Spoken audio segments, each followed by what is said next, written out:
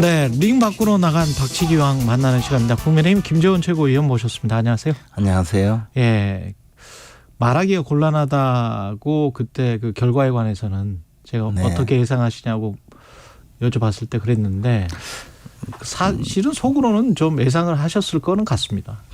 이제 저는 사실 선거 초반부터 네. 그 선거 캠프하고 현장에 이틀에 한 번 정도는 꼭꼭 나갔었거든요. 그러셨군요. 네. 근데 뭐 그 실무적으로 일하는 사람들 또는 당에서 와서 이야기하는 실무진들 그런 분들 이야기를 쭉 들었을 때 네. 10% 이상 차이가 날 것 같다는 예상은 초반부터 하고 있었고 다만 이제 선거 운동이라든가 뭐 그 과정이 조금 좀 부실하다든가요 이런 면을 보면서 오히려 우리가 조금 더 벌어질 수도 있겠다는 예상은 했었습니다. 그렇군요. 이게 저 민주당에서도 우리가 잘해서라기보다는 정권 심판이 통했다. 뭐 이렇게 지금 자체 분석을 하고 있는 것 같은데요.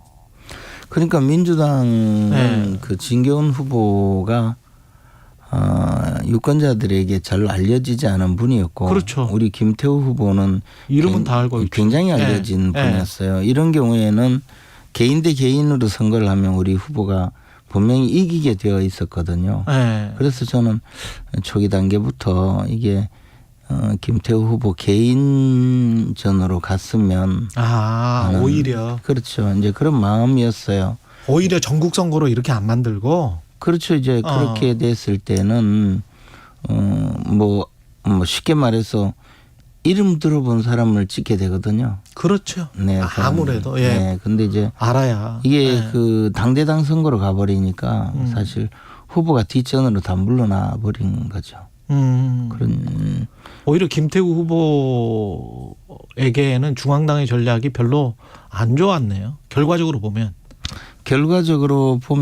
이제 김태우 후보 개인기로 치를 수 있었으면 좋았는데 그렇게 되기에는 상황이 나빴죠. 상황이 나빴다. 상황도 나빴다. 예, 왜냐하면 이제 그 과정이 이재명 대표의 구속영장이 기각되고 그러네. 예, 이것이 이제 전부 중앙 정치의 중심 이슈가 되었거든요. 그렇죠. 언론 자체가. 그러니까 여기에 가만히 있으면 당 지도부도 너무 뭐 무관심하다라는 또 그런 수밖에 없네. 비판을 받을 수 있고 예. 당 지도부가 개입하지 않을 수 없었고 이런 악순환이 반복되었다고 봐요. 책임론에 관해서 어제 유승민 전 의원 같은 경우는 뭐 대통령이 책임져야 된다라는 이야기를 했는데 어떻게 생각하세요? 그분이 늘 그렇게 이야기하는 분이에요. 그분이 뭐 좋게 이야기하는 거 보셨어요, 최근에? 김재원 의원님은 어떻게 그러면 김기현 대표의 책임입니까? 이 부분에 대해서는 예. 딱히 저는 누구의 책임을 묻고 가자는 것이 아니고 예. 현재 이 벌어진 상황에 대해서 우리가 현실을 제대로 인식하고 대응을 하자는 것이 훨씬 더 중요한 입장이라고 보고 저는 그렇게 해야 된다고 봐요. 현실은 어떻다고 지금 생각하세요? 냉철하게 분석을 해보면 사실 이 현실을 제대로 인식해야 된다라고 말씀하셨는데. 그러니까 이제 우리가 예. 윤석열 대통령을 뽑아준 국민들이 예. 사실은 그 대통령 선거에서도 0.7% 차이였거든요. 그렇죠. 굉장히 박빙이었기 예. 때문에 상대방의 그 요구 사항도 충분히 좀 들어야 된다라는 그런 입장이 있을 가능성이 크잖아요. 네. 근데 이제 너무 우리가 일방적으로 가지 않았느냐. 또 당내에서도 너무 일방적으로 가지 않았느냐라는 그런 부분. 이것은 무슨 뭐 구체적인 어떤 한 가지 이슈만 가지고 이야기하는 것보다도 전체적인 인상이 그렇지 않았느냐. 인상이나 태도 같은 거 말씀하시죠. 그렇죠. 그래서 많이 그런 면에서는 많이 그 수정할 필요가 있다고 보죠. 그리고 이제 뭐 그렇다고 해서 당장 뭐 이재명 대표 대통령이 만나라 이런 구체적인 이야기가 아니라 이럴 때일수록 여당이 좀 겸손해지고 해야 되는데 사실 우리 여당은 이재명 공격 한 가지로 이슈를 끌고 가거나 예. 모든 것이 이제 그렇게 되고 또 문재인 정권 잘못 이런 면으로만 너무 음. 집중을 한 것 아닌가. 현장의 목소리를 듣고 지금 현재 그 국민들이 원하는 것이 무엇인지 예. 이미 과거 이슈가 되어버린 그런 내용에 너무 매달리지 말자는 거거든요. 그냥 생각을 해보면 그 용산으로 이전할 때 국민들과 소통을 강화하겠다였잖아요. 그리고 도스태핑을 했어요. 그러다가 한 몇 개월 만에 중단을 했지 않습니까? 그리고 나서 여권에서도 도스태핑 대신에 그래도 뭐 분기에 한 번씩 정책 위주로는 뭐 이야기하는 자리가 대통령이 있으면 좋겠다. 근데 저도 그거는 좋은 아이디어라고 생각을 했거든요. 근데 도스태핑에 이제 부작용이 분명히 있었죠. 근데 그거를 있으면 그 다음에는 그걸 중단할 게 아니고 뭔가 개선해서 뭔가 더 좋은 안을 내놓을 수 있었는데 그 다음에 이제 뭐가 없으니까 그 다음부터는 이제 불통이 된 것 같은 느낌? 근데 저는 네. 도스태핑이라는 그 대통령의 직접적인 그 기자 그 질문 답변은 예. 처음부터 좀 저것은 부정적이셨어요? 굉장히 아마 이 방송에 나왔어도 그랬을 것 같은데 예. 그거는 뭐 별로 도움이 안 된다고. 그러셨어요? 예. 그건 그저 오해만 불러일으키고 또 정책 설명이라는 건 사실은 일선 장관들이 해야 훨씬 현실적으로 예. 대응을 할 수 있거든요. 근데 예. 이제 예를 들자면 이번 선거의 캐치프레이즈가 그 빌라를 아파트로였거든요. 우리 예. 김태우 후보의 예. 그러니까 내가 힘이 있으니까 여기는 특히 이제 강서구의 그 저소득층이 많이 예. 거주하는 빌라 지역을 아파트로 만들어주겠다. 그런데 그것을 민주당은 어떻게 활용을 했냐면 빌라에 거주하는 분들이 대부분 세입자예요. 그렇지. 그렇잖아요. 그렇죠. 그래서 여기 아파트 지어서 세입자 다 내쫓겠다고 한다. 그렇죠. 그렇게 이제 그 선거운동을 한 거예요. 아니 근데 약간 좀 그런 것도 있었어요. 그 40억 있잖아요. 네. 40억 그것도 뭐 돌려드리겠다 그것도 어떤 돈을 가지고 자꾸 이야기를 하니까 이제 그냥 그 돈을 떠나서 생각하는 아까 아파트 세입자도 있을 수 있지 않습니까? 그 주변에는 꼭 소유자만 있는 게 아니니까.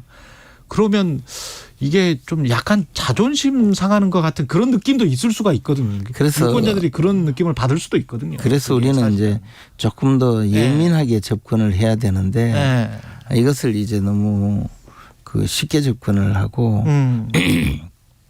감성적인 면을 조금 무시하지 않았는가. 제가 이제 현장에 다니면서 이렇게 이야기하다가 그쪽 동네에 가서 네. 빌라촌에 갔더니 웬 조금 연세 드신 분이 네. 내가 저 국민의힘을 찍기는 찍는데 네. 이 이야기가 이런 이야기가 된다고 저에게 상당히 좀 좋지 않은 말씀을 하셨어요. 기분이 약간 나쁜 거야. 그렇죠. 근데 그걸 자존심을 걷는 거지. 그렇죠. 그리고 세입자 입장에서는 여기 아파트 짓겠다는 말 자체가 그렇지 나가야 되는 거야. 우리 다 쫓아낸다 그런 개념으로 철거하고 이주해야 되는 거잖아요. 사실은 그건 뭐 당장에 될 사안도 아니지만 그렇게 이제 국민들의 실생활에 조금 둔했던 것 아닌가라는 이런 면을 하나씩 그 각각의 지역에서 돌이켜 봐야 된다는 거죠. 여하튼 구체적으로 뭔가 혁신안은 나와야 될 것 같다는 여론이 큰데 그걸 이제 비대위로 갈지 지도부 체제가 개편이 되는 건지 아니면 혁신이라도 좀 띄워야 되는 건지 어떻게 보세요? 이런 저는 뭐 지금 소위 비대위를 구성하는 것은 당연히 혼란만 야기하고 또 뭐 유승민 의원 이런 분들이 가만히 있겠어요. 또 이준석 이런 분들이 나서서 이제 또 끌어내리기 위해서 온갖 일을 벌일 텐데. 아니 그거를 좀 아예 대통령이나 주류에서 그냥 포용해 주면 안 돼요? 그냥 비대위원장 유승민 이렇게 해버리면 안 되나? 그러면 그것은 KBS 사장을 김재원 시키는 거나 무슨 차이가 있나요? 그래서 아니 언론인 출신 아니시잖아. 아니 그러니까 이제 제 이야기는 많은 당원들이나 국민들이 인정하는 사람이 당의 대표가 되고 그분이 리더십을 발휘해야 되는데 그런 리더십을 발휘할 만한 분을 금방 찾아내기가 어려워서 어렵다. 과거에도 우리가 그 2020년에 총선에 실패하고 그다음에 그 황교안 대표가 그 자리에서 사퇴해 버리니까 예. 비대위원장을 임명하는데 한 달이 넘게 걸렸거든요. 그동안에 당이 망가질 대로 망가졌어요. 그런데 이게 총선을 앞두고 그렇게 될 경우는 훨씬 더 문제가 심각해질 수가 있거든요. 예. 그 전에 이제 이 결과가 나오기 전에 하태경 의원이 서울 출마 선언을 했잖아요. 네. 이게 중진 의원들한테 그 어떤 압박감이 돼서 수도권에 많이 근데 수도권에 출마를 한번 해보신 경험이 있기 때문에 저는 어떻게 보세요 이 상황을? 아니 네. 저는 이제 그 상황이 네. 당이 망하는 망조 같은 거라고 생각했어요. 그때 당시에. 왜냐하면 네. 그때 중랑구로 나오시죠. 중랑구를 구역으로 오게 한 건데 네. 그러면 그 상황 사전에 이 사람이 그래도 경쟁력이 있어서 그 지역에 가서 당선되도록 하기 위해서 보내야 되잖아요. 아. 근데 그때 당시에는 그게 아니고 너 계속 고향에 있으면 또 당선되니까 서울 어디 우리가 20년 동안 당선되지 않은 선거구로 보낼 테니까 살아봐봐. 가서 거기서 죽어라 이런 의미였죠. 아. 그때 보낸 사람들은 다 저는 그런 의미였다고 봐요. 그러니까 지금도 잘못되면 그렇게 될 수 있다. 아니 그러니까 이제 하태경 의원처럼 이렇게 가면 굉장히 저는 좋은 일이라고 봐요. 본인도 원하고 예. 또 본인이 스스로 어느 정도 네. 가서 경쟁력이 있는 것을 찾아내고 시간이 있잖아요. 그런데 후보 등록하기 한 달도 안 남은 때 어느 동네 낯설은 동네로 보내서 거기 가서 사무실 구하고 그 흩어진 당조직 그 찾아서 인사하러 다니니까 또 그 지역에 그동안 20년 동안 출마했던 분들이 있잖아요. 예. 그럼 그렇지. 예. 여러 가지로 그렇게 해서는 안 된다는 거고 저는 예. 지금이라도 만약에 그런 생각이 있다면 당이 그렇게 가려면 어느 정도 기준을 정하고 어느 정도 선별을 해서 그분들에게 가서 당선될 수 있는 지역 최소한 예. 물론 그렇다고 해서 뭐 강남 서초구에 보낸다면 굳이 의미가 없죠. 그렇죠. 그렇죠. 예, 그래서 그러나 지금 현재는 우리 당 소속 의원이 아닌 민주당 소속 의원이 국회의원인 지역구라고 하더라도 이 사람을 보내서 경쟁을 시키면 어느 정도 가능할 수 있도록 시간도 충분히 주고 예. 그다음에 당에서 모셔왔다 이런 정도의 그 모습을 보여야 되는데 지난번에는 그것도 아니고 그냥 일단 컷오프부터 해놓고 남은 유유자원이니까 어디 그냥 보내고 심지어는 뭐 젊은 그 정치인들은 정말 그 스스로가 티슈처럼 버려졌다라고 평가할 정도로 마구 뿌려댔거든요. 예. 그런 식의 공천은 당을 망하게 하려는 그런 일이라고 보죠. 잘못 그 수도권 험지론 이거는 잘못 사용하면 안 된다. 경쟁력이 꼭 기준이 돼야 된다. 그리고 지금 네. 현재 그 하태경 의원처럼 저렇게 가는 것은 저는 굉장히 바람직한 일이고 예. 당에서 조금 더 어떻게 보면 우선권을 줄 필요도 있다고 봐요. 그래야만이 성공할 수 있는 길이거든요. 예. 박지원 전 의원이 항상 그 말하는 게 골프하고 선거는 고개 쳐들면 바로 진다. 뭐 이 이야기 하잖아요. 민주당은 상당히 지금 이긴 다음에 겸허하게 나오고 있는 것 같은데 그 이야기를 생각을 하고 있는 것 같은데 앞으로 민주당은 어떠리라고 보십니까? 이 선거 이후에는? 저는 이제 만약에 그때 당시에 이재명 대표가 구속되면 민주당에서 굉장히 암덩어리를 제거하고 총선에서 예. 새로운 지도 체제를 만들어서 오히려 상당히 강해질 거라고 믿었거든요. 예. 그런데 이제 그 암덩어리를 그냥 갖고 가는 거죠. 예.